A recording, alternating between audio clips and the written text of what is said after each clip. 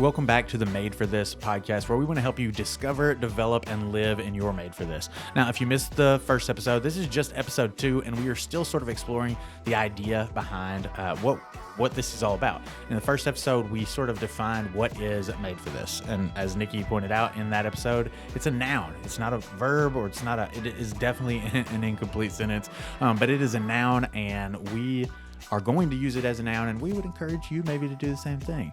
But so we're sort of spending these first few episodes of the show talking about what it is, why it matters, and how do we get there. And in this episode, we want to talk about why Made for This matters. What the heck is all this about? Why does it matter for me and you? And why should you care at all? But before we get into all that, we want to kind of launch into these episodes with something a little lighter, because the Made for This stuff can sometimes get a little heavy. And you know, we're wrestling with some existential questions. Like in the first episode, we talked about the identity questions, the belonging questions, and the purpose questions. And those are heavy. They're important, but they're heavy. So we also like to have a little bit of fun. And we want to kick off this episode with a question that I've wrestled with some other people with, and I have a pretty hard opinion, but we're going to talk about it. So if you're listening to this somewhere where you can leave a comment, then leave us a comment, let us know your answer, or send us an email. And so the question this week is, who is an easier fight? Is it 3 20-year-olds or 23-year-olds? Okay. So we've got 3 strapping 20-year-old people or 20 short 3-year-olds. What do you think, Nikki? Okay. I have questions. Okay. Because it can't just be people. Because in a fair fight, like, you're not going to take on 3 20-year-old girls. Okay. So you that's can't fair. tell me you'd pick a fight with 3 20-year-old females. I would not say that on a microphone for sure. No. Okay. And I would probably rather fight 3 20-year-old males than 3 20-year-old females, because girls fight dirty. Well, that's true. There's hair pulling, scratching. That's fair. You know, this is totally an aside, but Kelsey, my wife, Kelsey, and I will wrestle and whatever. You know, I've for anyone who doesn't know, and if you're listening to this and don't know Nikki and I personally, I've been an MMA fighter for a lot of years, and so that's just kind of in my blood. And I'll pick on Kelsey, and she will pinch, and I would much rather just be punched in the head than pinched.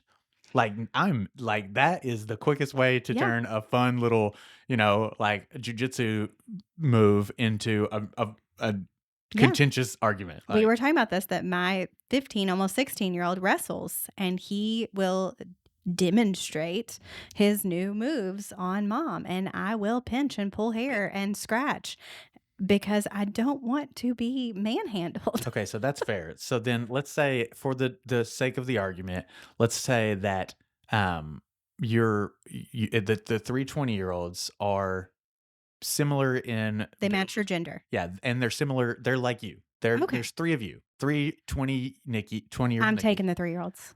and the 3-year-olds. I'm taking the 3-year-olds all day long. Okay, tell me why. Because I think that I'm going to go with the 20-year-olds. So you alluded last time in our last episode that I'm really great with teenagers. That's true. I have a similar ability with toddlers. Okay. 3-year-olds absolutely adore me. But they're fighting you. This isn't a... They wouldn't fight me for long, though, because I would convince them that they love me. Also, you can punt a 3-year-old. It's not legal, but I mean... If you're being, like, totally attacked by these... Yeah, like, it's a fair... I'm small.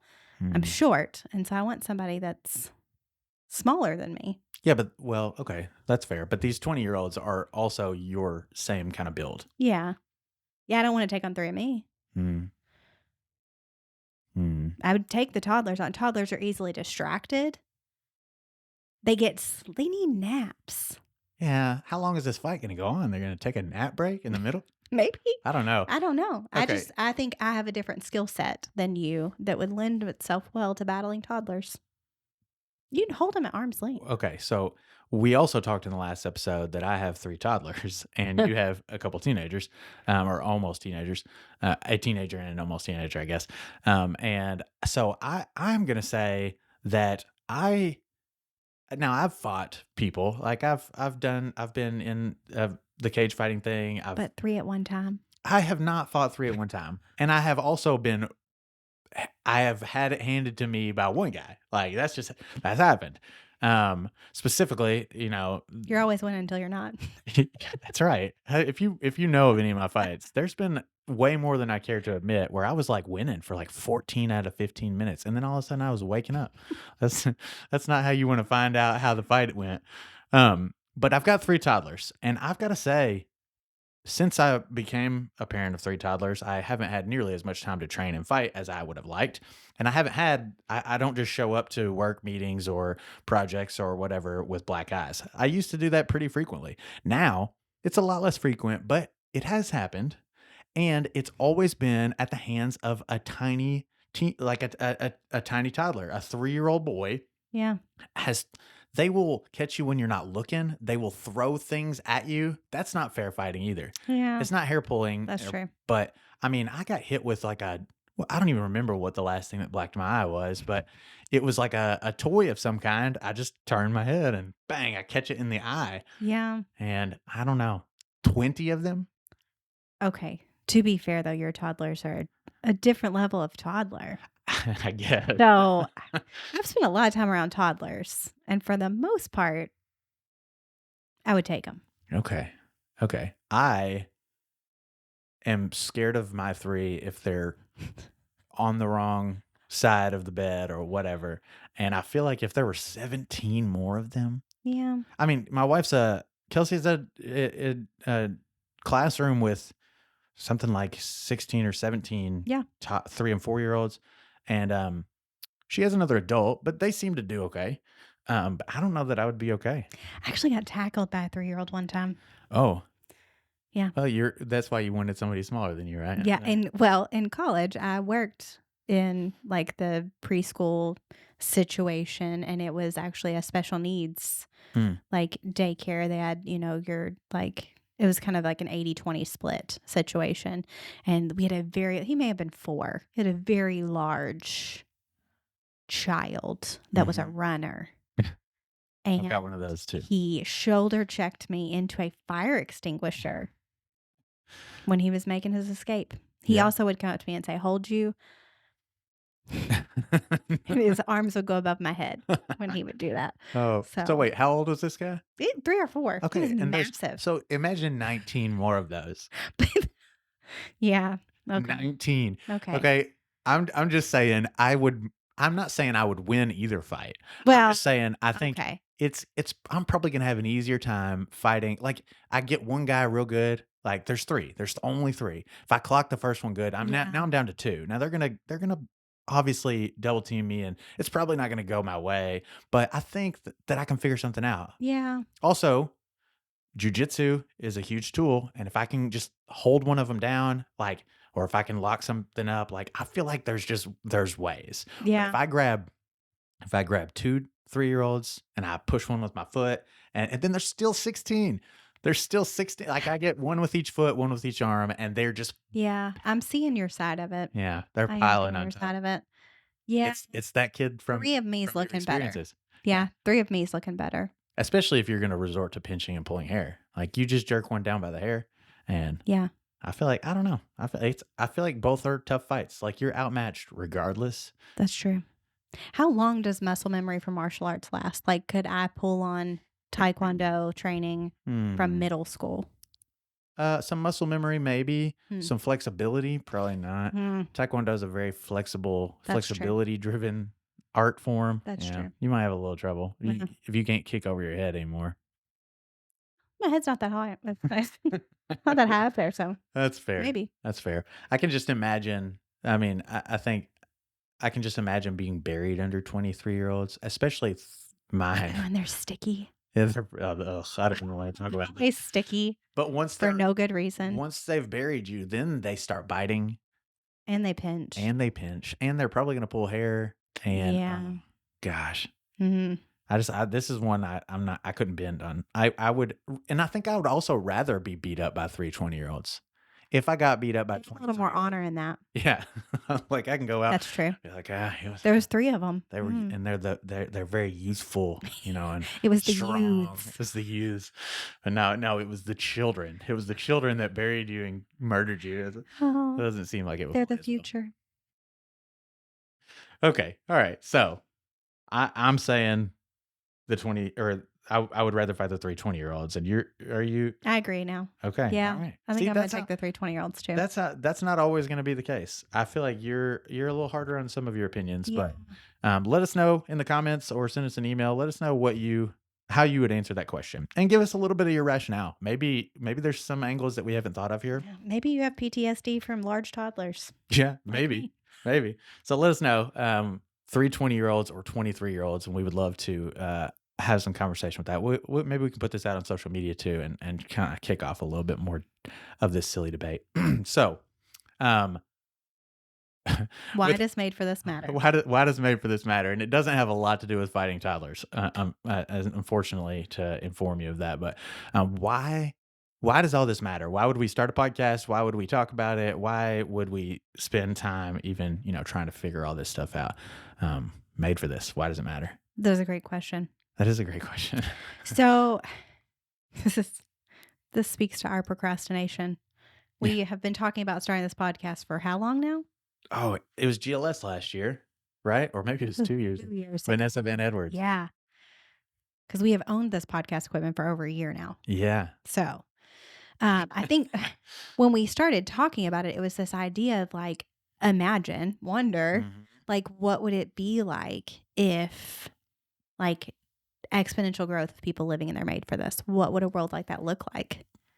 How much would that improve our city? We kind of started looking at it as like, we want to see our city flourish. Mhm. And what better way to have a flourishing city than to increase the number of people who are living their Made for This? Yeah. Because we talked about in the last episode, when you are living your Made for This, when you've identified it and you're doing it, that you are positively answering the questions that we're all asking. Who am I? Where do I belong? And what is my purpose? And so when people are doing that, their lives are improved and the lives of the people around them are going to be likewise improved. It's just a natural product of people living their Made for This.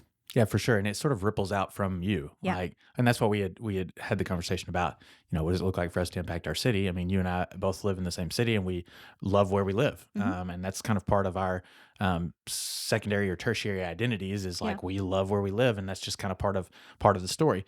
But as it ripples out, like if I'm doing what I'm made to do, if I'm doing exactly what I'm supposed to do, which probably means I'm relatively good at it, I'm relatively passionate about it and Right. committed to it, then that means that the people immediately surrounding me are going to be impacted by that. The same thing for you. And then there's these concentric overlapping ripples as those things kind of ripple outward, I guess. Yeah.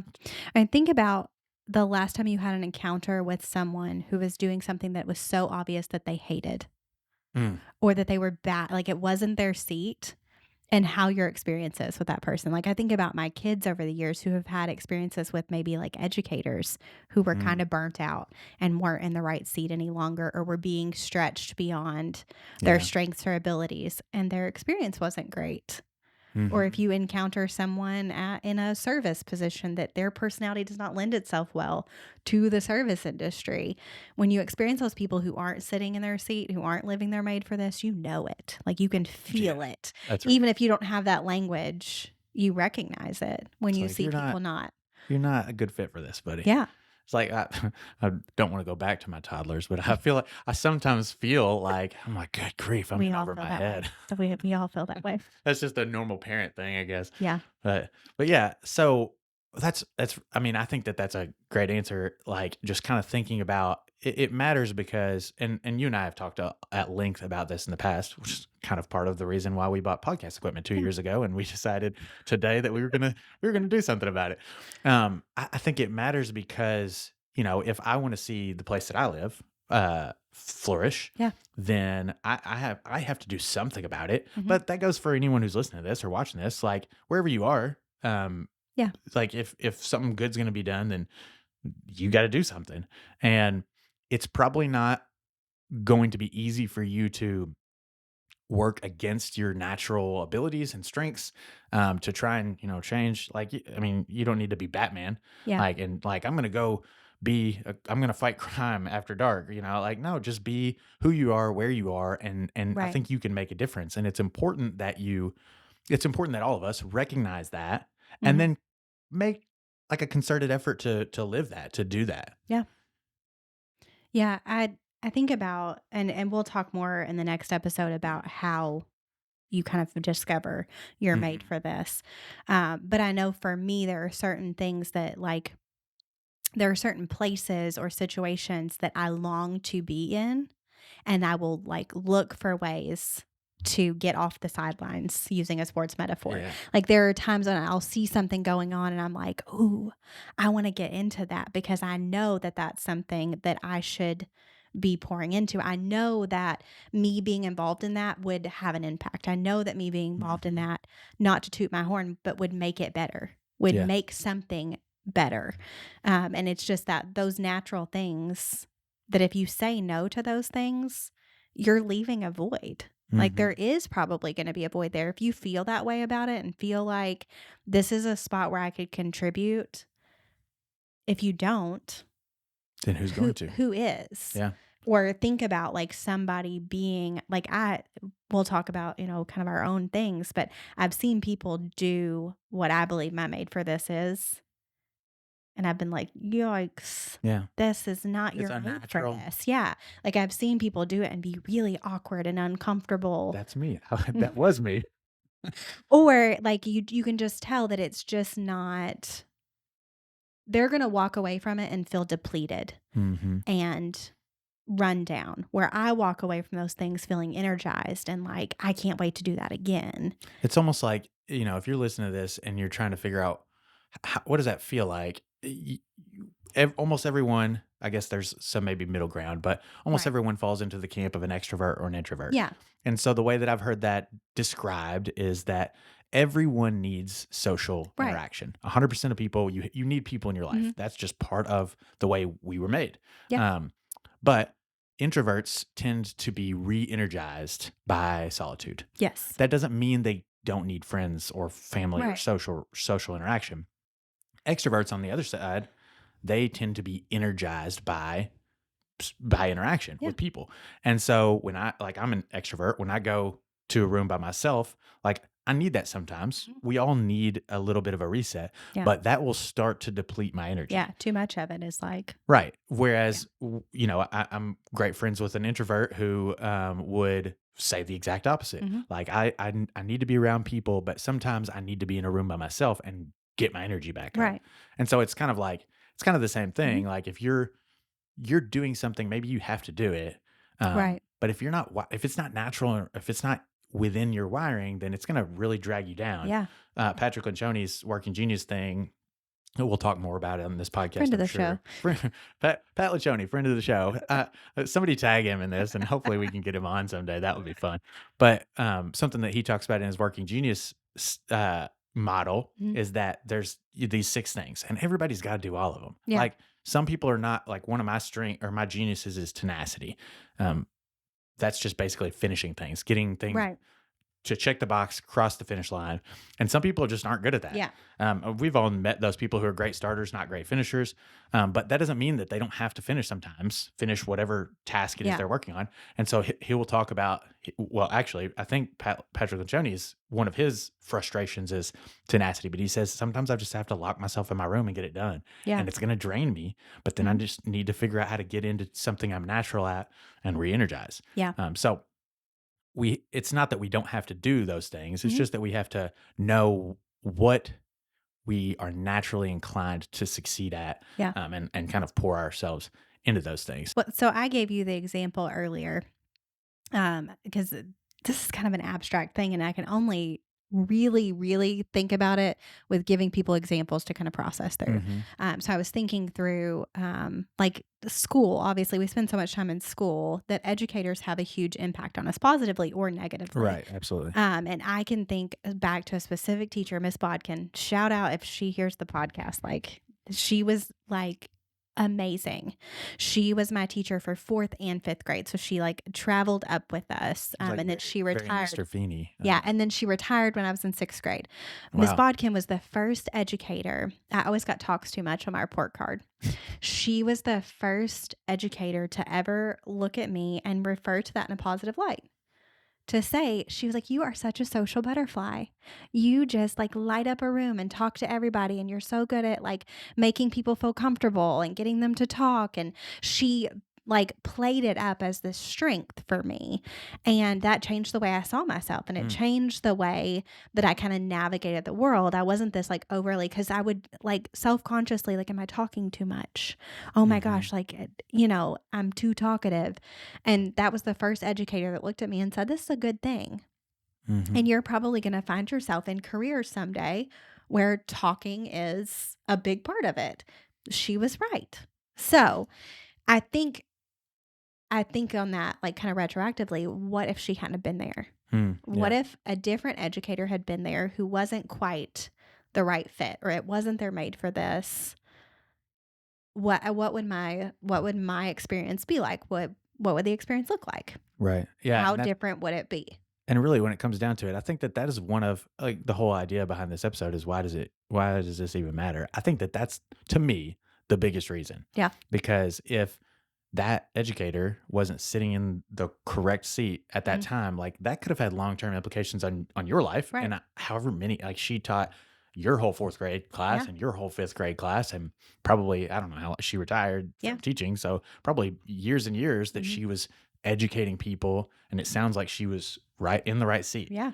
And so if she wasn't sitting there, all those kids, 4th and 5th grade or elementary schoolers, would have been impacted differently. I mean, who's to ever say like what would have come of it all? But just thinking back to those things, like another thing that we'll talk about a lot on the podcast is that all of our skills and strengths and what we're passionate about and all those things are filtered through our life experiences, and that is a transformative experience from your past. Yeah. That had it gone differently, then you may be in a different space today. Right. Which is really interesting when we think about if I'm sitting in the right seat, the seat where I'm supposed to be sitting, doing what I was made to do. What does that mean as it ripples outward? Yeah. I think we can get so focused in on our own happiness. And yes, living in your made for this is going to have a really positive impact on you, on your self-esteem, how you feel about yourself. And that's true. How you experience things. That's going to have a positive impact. But I think more so the reason it matters so much is because of that ripple effect.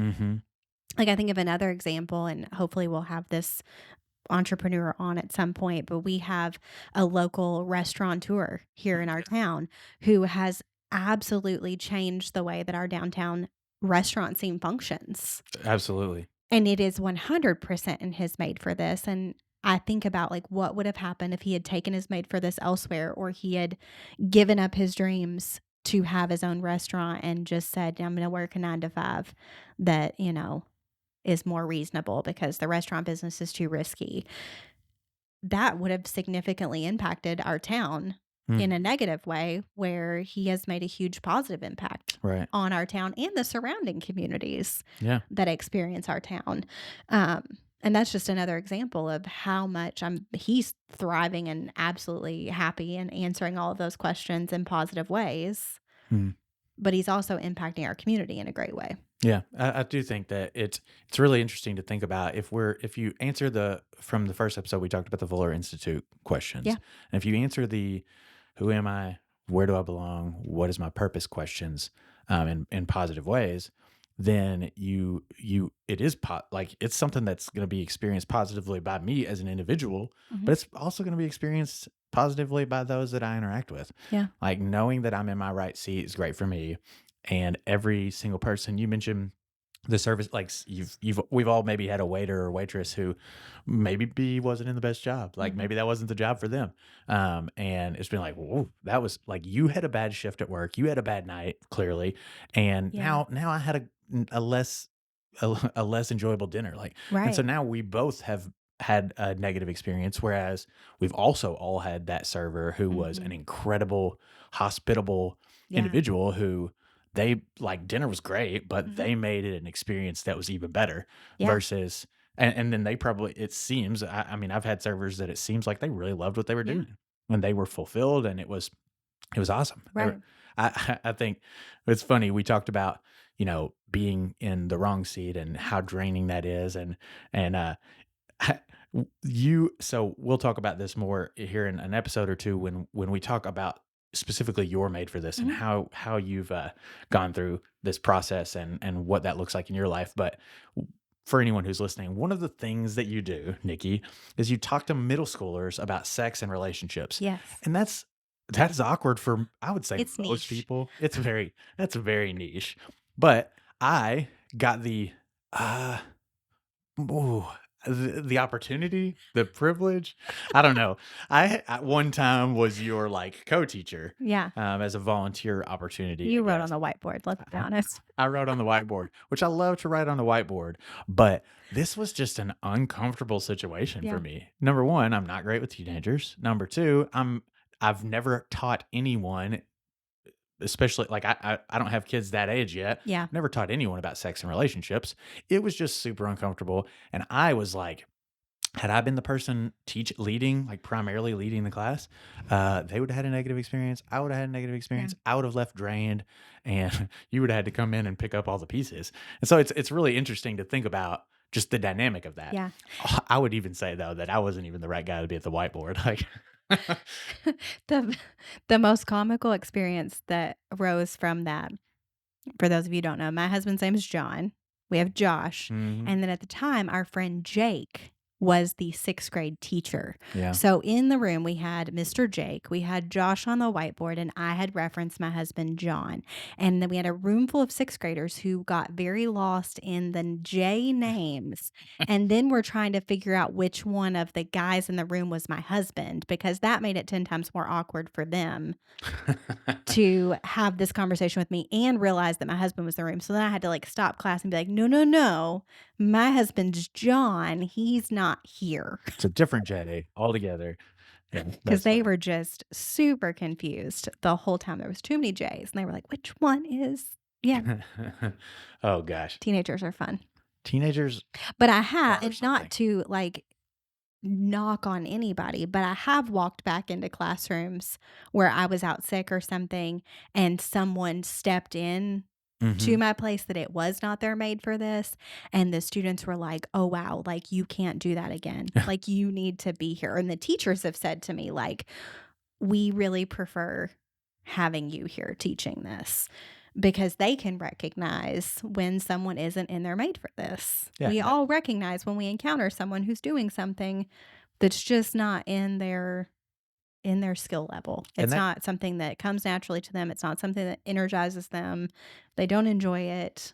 Like you just know it. that's not a negative Right. statement against that any person, any Yeah. individual. It's just like figuring out, where do I belong? I mean, it really goes Right. back to the identity and the belonging type questions, purpose questions. Yeah. And if you're still navigating that, like it's totally natural to bump into things like Mhm. that was a nightmare. Like Yeah. I that's definitely not where I'm supposed to be. And Yeah. we have to fall down, scrape our knee to figure out those things Mhm. sometimes. But as we figure it out, as we kind of go through that journey, then we start to dial that in a little Yeah. bit more, and Yeah. then we can see it. So in the last episode, I said that knowing you're made for this, living you're made for this, allows you to recognize clearly what your yeses should be and what your nos should Oh yeah. be. And I think another reason that it's so important to recognize you're made for this is because if you don't know it, you can end up sitting in someone else's seat. Mm.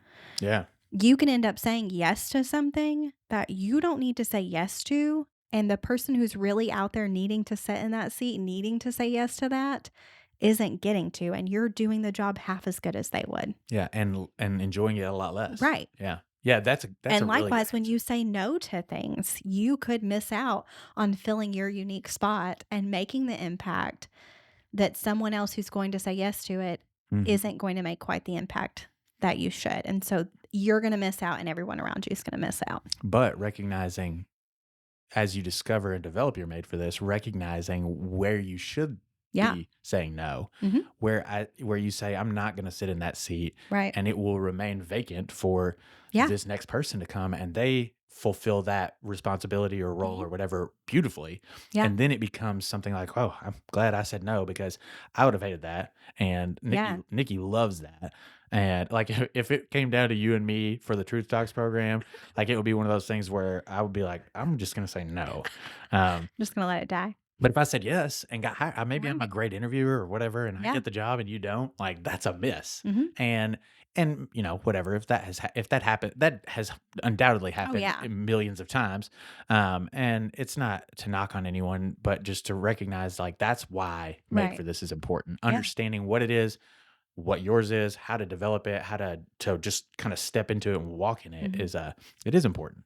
Yeah. I think we did this. You and I both worked for a church, and we did this exercise once, maybe twice. I don't know.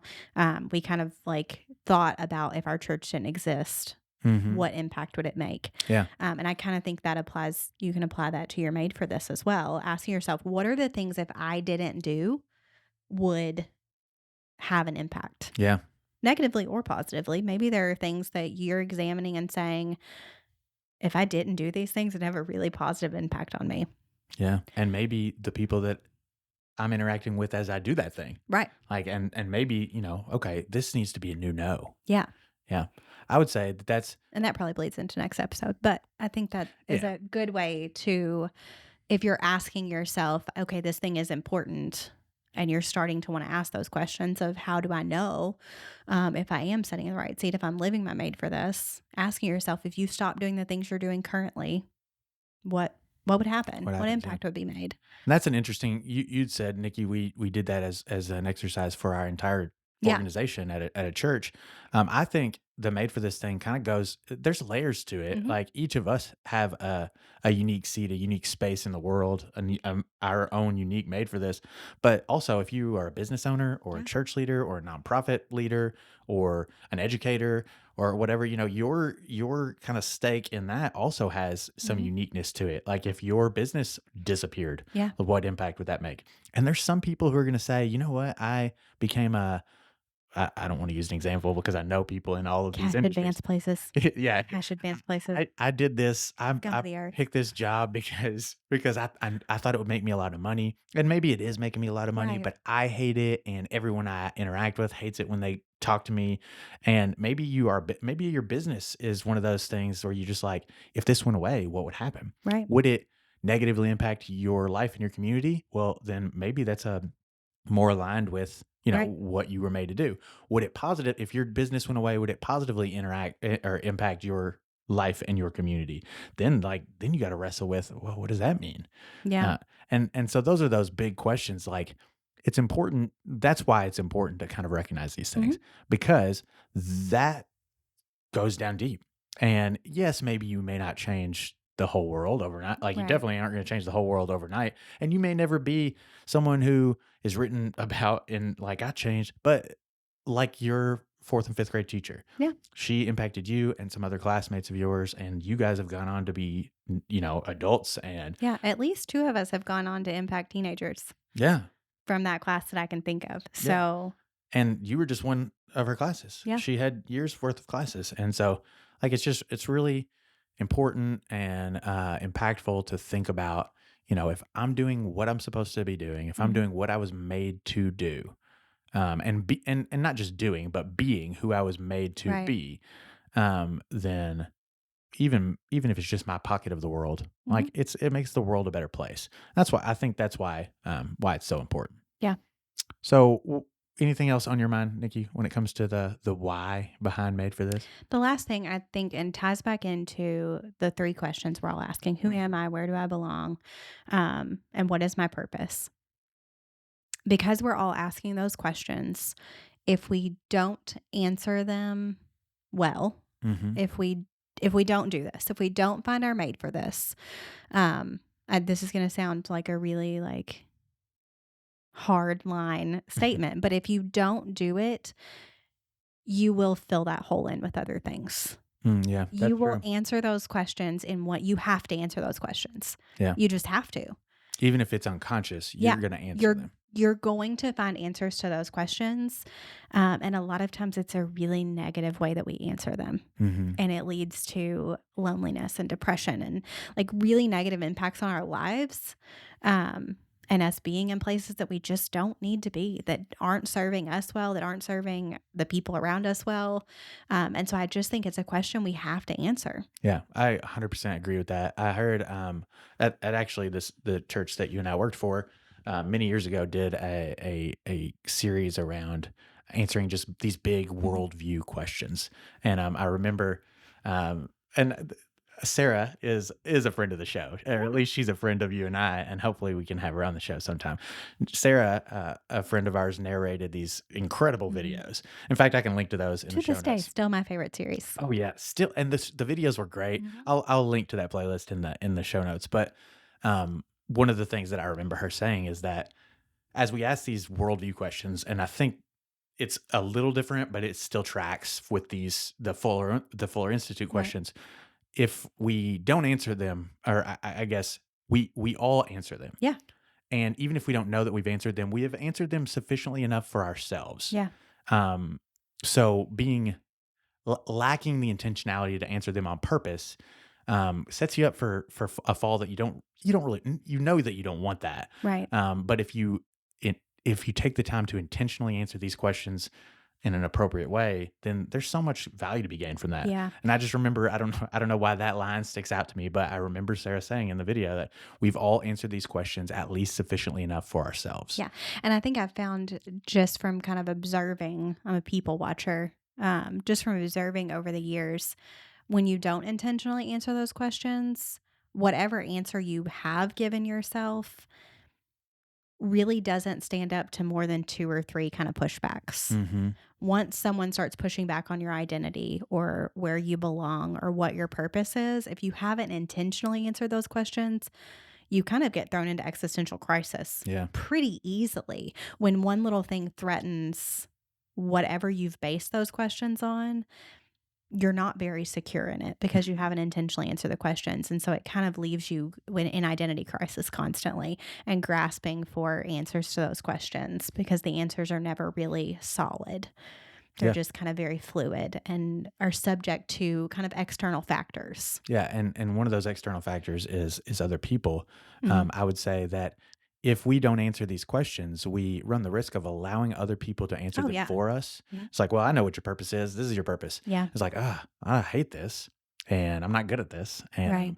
allowing other people to answer these big questions for you, Yeah. or just being just lacking the intentionality to do it at all. Mhm. They're going to get answered. Yeah. It's better that we're in the driver's seat when they get answered.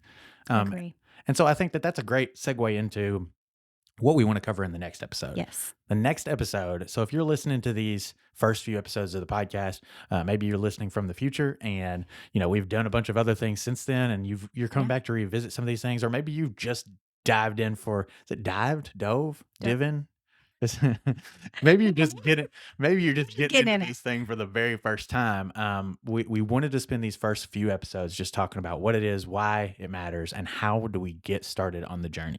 And so in the next episode, we're going to talk about that. We're going to say, we're going to just start to answer the question, like, how do I get started? How do I start developing this thing? Or how do I start discovering it? And as we progress into the future, then we will talk to more people, and we'll talk to people who are doing it, who are not doing it, and how we can figure out how to just discover and develop these things in ourselves, and help you do the same. That's what we want to do. So in the next episode, we're going to start asking and answering some of those questions. Yeah. Bring notebook paper. Take notes. Take notes, or just watch it and listen to it 10 times. Yeah. Or just slow it down to 1.25. Like, There you go. I feel like most people are walking around listening to everything on 2 times. I'm definitely one of them. And some things 2.5. I was just saying. And so if that's you and you really want to get this in, go back to like 1.25. 1.5 would probably be fine if you've been listening to it 2.5. But yeah, so you're gonna want to pause the episode. But yeah, we just want to pose some questions and some exercises for all of us, including Nikki and I have done this with a handful of people, some teenagers. I even got to be a part of that. I got to sit in the back of the room, which was maybe more my sweet spot. Fun. Yeah, that was fun. And it's fun to walk through these exercises. So we would love to do that. And so don't forget to do all the things. Follow, subscribe, like, comment, send us an email, send us a carrier pigeon. Whatever platform you're using allows you to do that thing, and don't miss the next episode, because we're going to start talking about what do we do with it. Yeah, and invite your friends, because this is better done in community. It is definitely better done in community, and you will probably hear us say that ad nauseum as this podcast progresses, because Nikki and I are both huge advocates for doing life with other people. I guess we're both extroverts, Yeah. we've established, but even for you introverts out there, you need people in your life. Even if it's just a small group instead of a big group, Yep. you need people in your life to do these things with, and you weren't made to do it alone. So we're going to say that probably about 1 billion more times. So invite people, share it on social media, do whatever the things that you do are. Whatever platform you like to be on, share it, and let's talk about it.